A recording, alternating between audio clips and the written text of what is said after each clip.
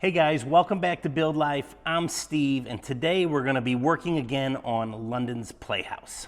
This is the platform here that we built in the last video. We're going to use that to build just kind of in the corner on it. What do you want? So I don't really have much of a real plan for this. Sorry if it's a little loud. Hi, Yuma. The dog is here trying to eat my face, and Pete is up blowing leaves on the top of the barn. But this is 10 by 7. Do you mind? I'm gonna make it about, let's see, 4 by 7. That's what we'll do. I decided to do 6 after all, because I got a 12-foot board here, so that's going to be the deciding factor. I'm just going to chop this in half.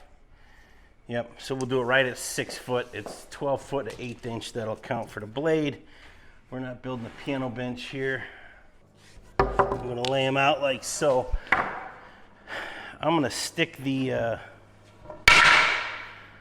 4s on the outside of the 6s like this. So actually my true dimension here will be like 4 foot by 6 foot 7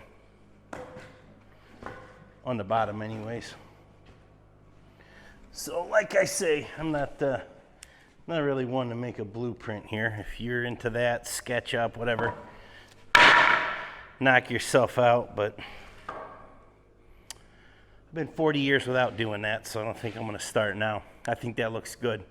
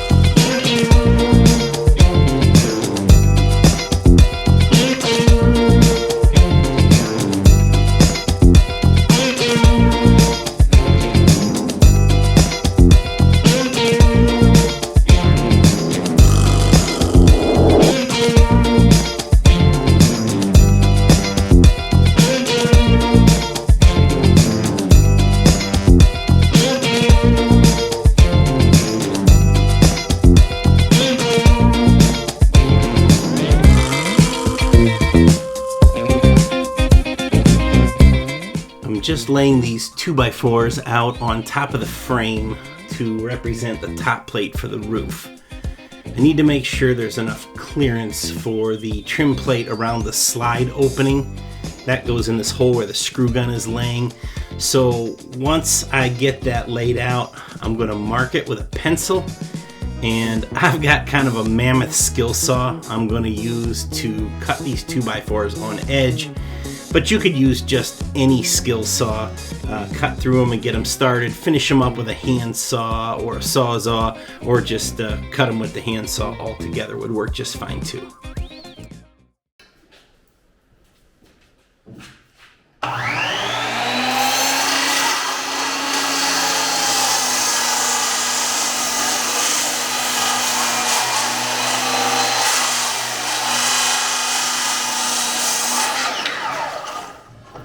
big saw.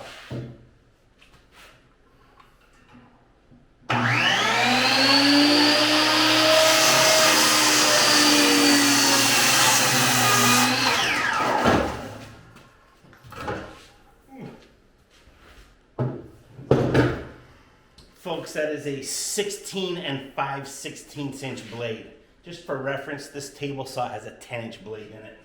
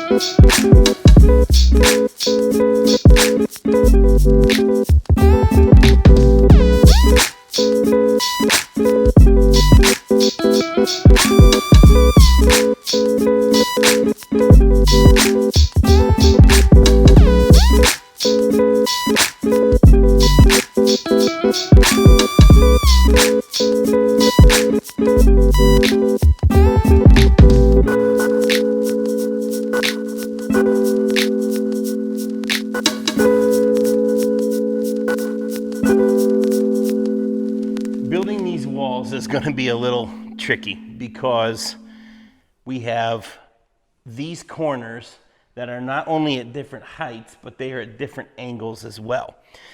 So I've screwed this brace to the outside of the corner board, down the outside of the gable wall, and I've set my plate down here. I will probably get a long clamp and clamp this together, but because these lean out at different angles, every one of these studs is going to be cut at a different angle on the bottom.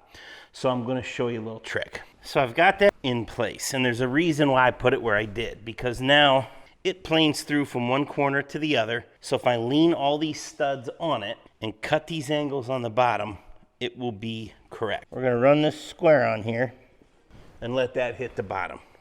I'm going to just take a scrap of 2x4, lay it on there, and scribe that angle.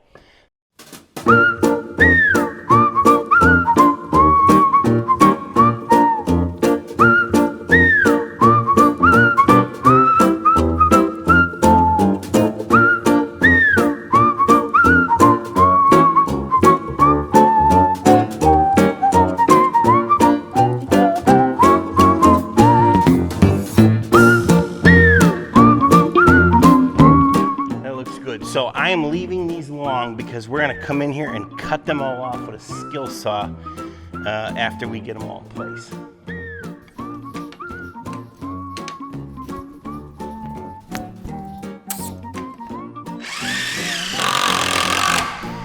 These are all just getting temporarily tacked because this board will come off. Once we cut them all, we'll put a top plate on that matches this angle all the way across, and we'll pull this board off.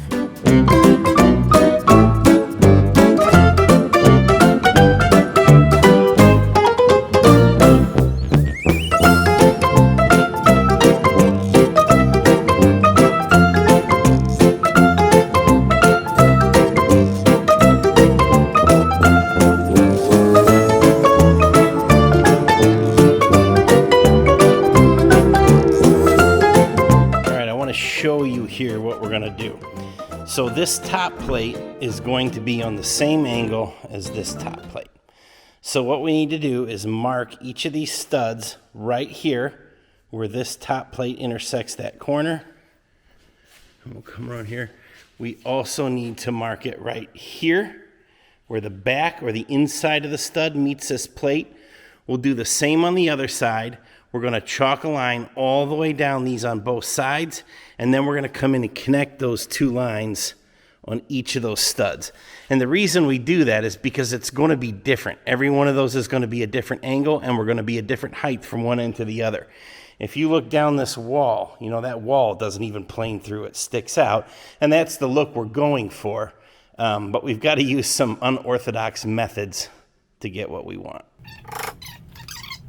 Put a nail in here just to hold the other end of the line. I wound up just using a mason string because I had one laying right there on the table. I found a chalk line later for the other side. Either one will work if you do use a mason string. Obviously, you got to go through the pencil and mark where it hits your boards. Worked out pretty well. So I'm going to go ahead then and connect these two angles where they come through. And that's what we're going to cut with the skill saw. I actually lowered this board because I need to make sure there's enough room to get the skill saw in there. So I'm going to draw the rest of these. We'll go get the skill saw and we'll cut them all off.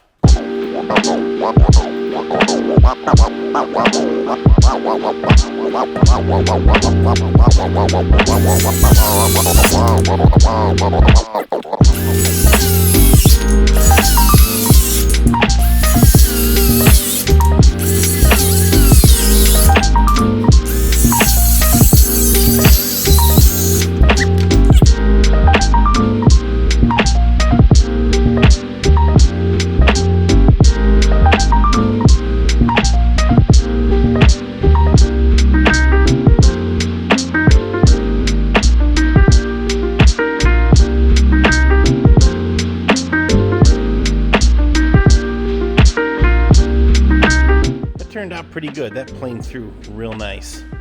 Let's do the other side.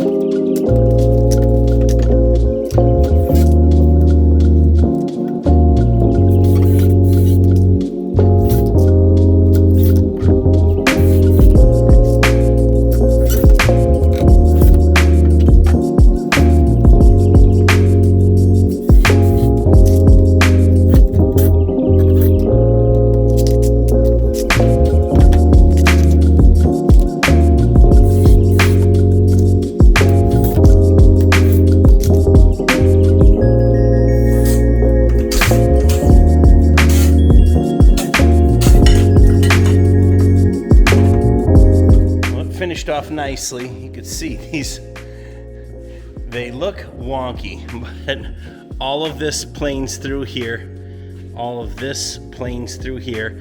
If you were hanging crown molding on the inside, you'd probably be in trouble, but we're not. So gonna frame a couple windows out inside these wide openings, maybe a couple studs above and below the window, and then this thing will be ready for sheeting. And just like that, the framing's done. If you guys want to see this siding and roof go on, subscribe to the channel and watch the next videos. Thanks for watching.